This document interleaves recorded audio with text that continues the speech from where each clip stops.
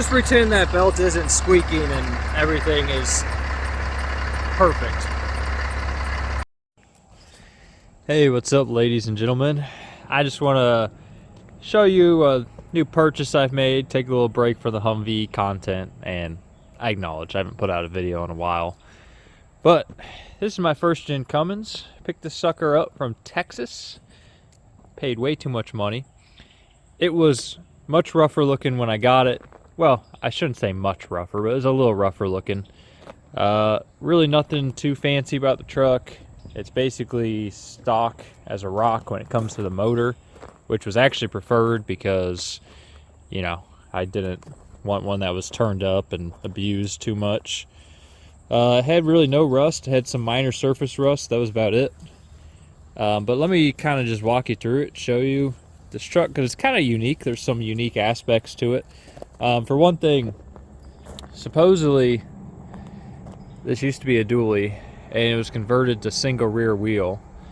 And I did the brakes on this truck, and I think that's correct because it had big old dually drum brakes as far as I could tell, and a weird setup with spacers, and I don't know.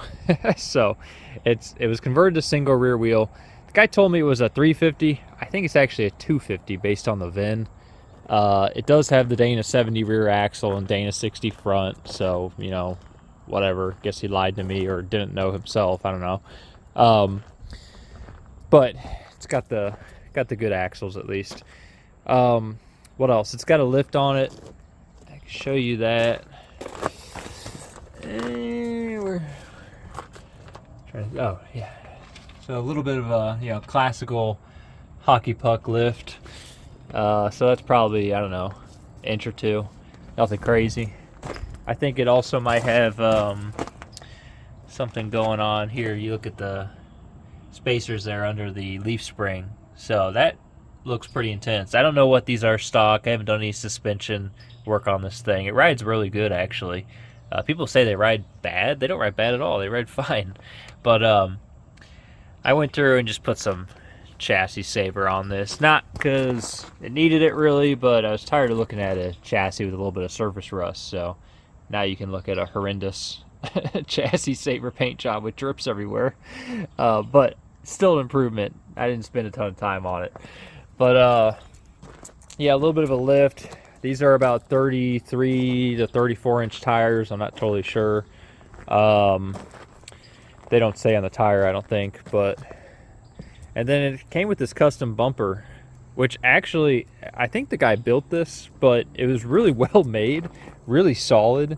If you look on the inside here, it's like double pane steel. I mean, this sucker weighs like 500 pounds. It was all rusty and nasty. He actually had it taken off and threw it in the bed because the guy just thought it was super ugly. But I went ahead and monster lined it and added some shackle mounts. My buddy welded those on and just put those red shackles on. I think it actually looks pretty cool. So I'm gonna go ahead and run that.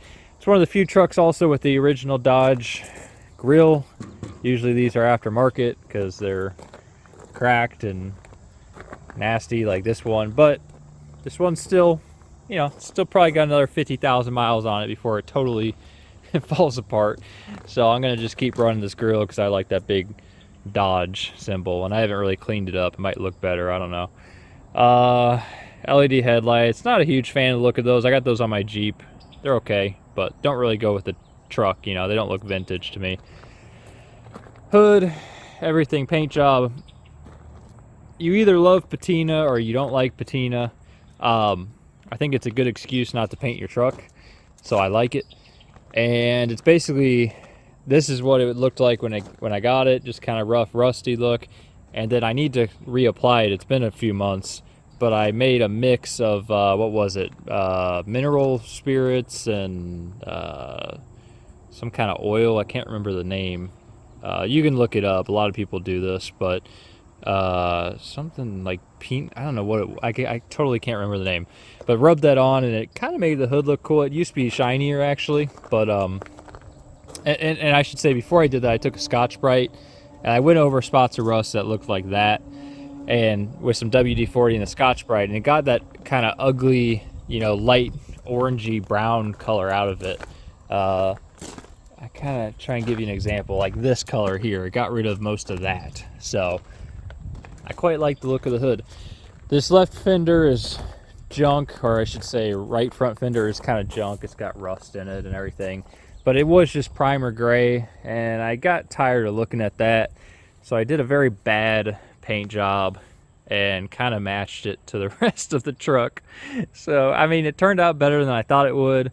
I hate when you see tiger stripes, what they call it on stuff, so I did my best to not do tiger stripes, but now it kind of looks like it's, I don't know, camo or something. It's a little weird looking, but matches the rest of the truck, and get that a few months, 6 months or something sitting outside. I'm hoping actually it'll fade a little bit, because that's just Rust-Oleum paint, nothing special about it.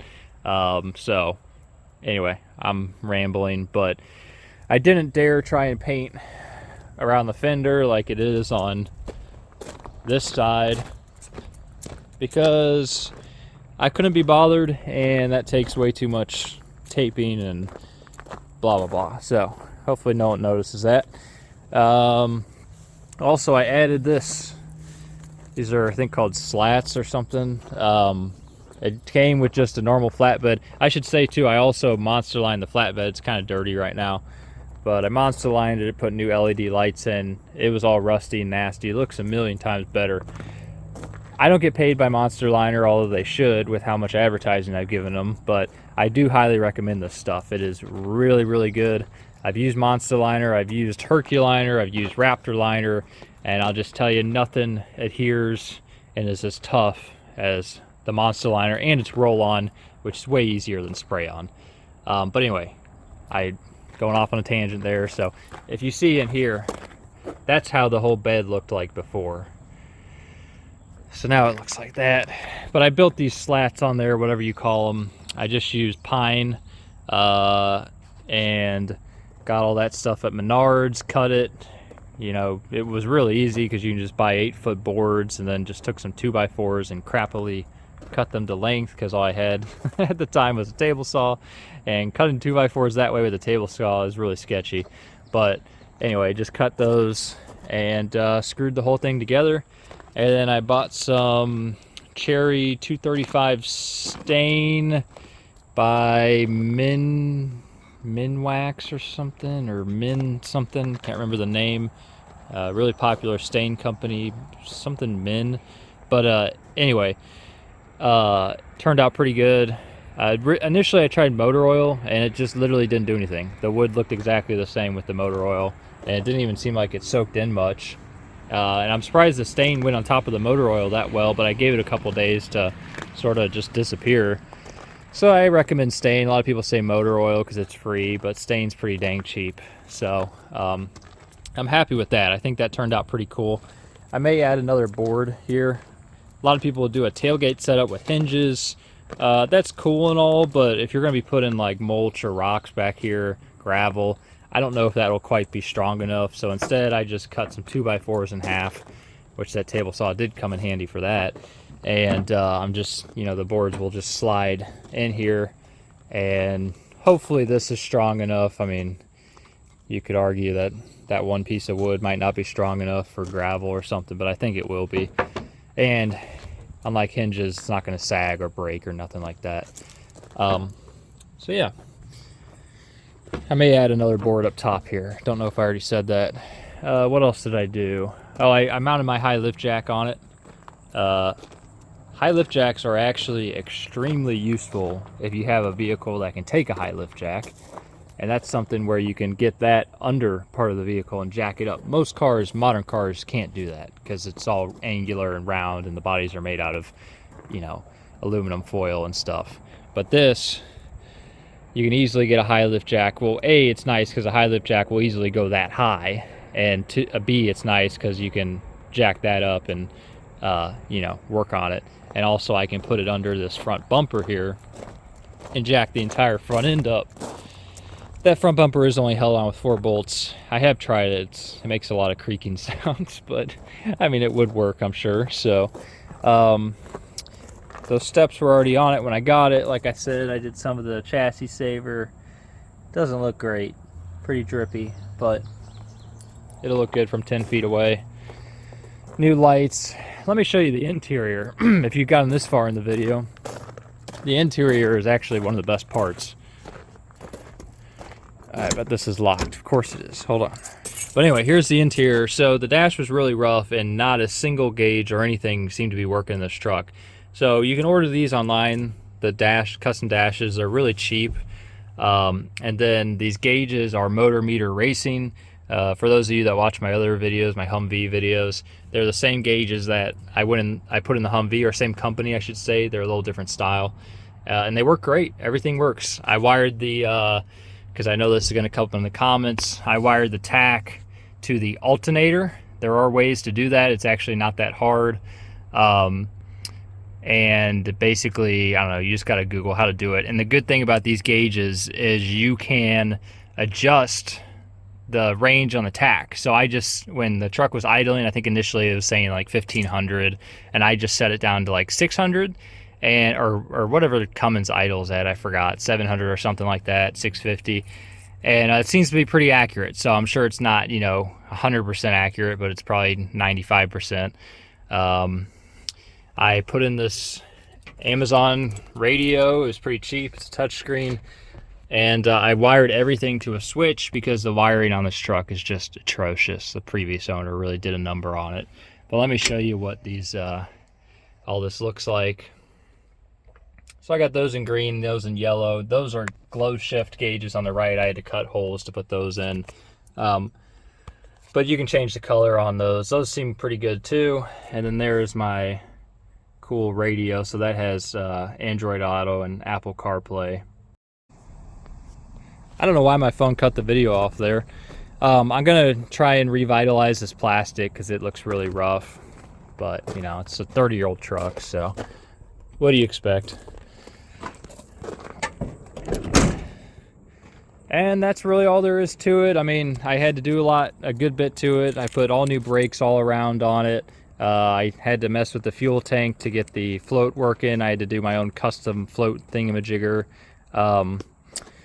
What else did I have to do to it? Oh, geez, this was the worst part. I had to put a new throwout bearing in it, and obviously that requires taking the whole transmission out and drive shafts and cross members and all kinds of stuff. I went ahead and put a new clutch in it while I was at it. What else? I mean, just general painting. I mentioned the brakes already. I had to try and get all the lights working, which still is sketchy, but they do work well enough to pass inspection, basically. I don't know how they can be more screwed up or how they're so screwed up, but it's just crazy, the wiring on this thing. There's a reason I park it outside, I'll put it that way.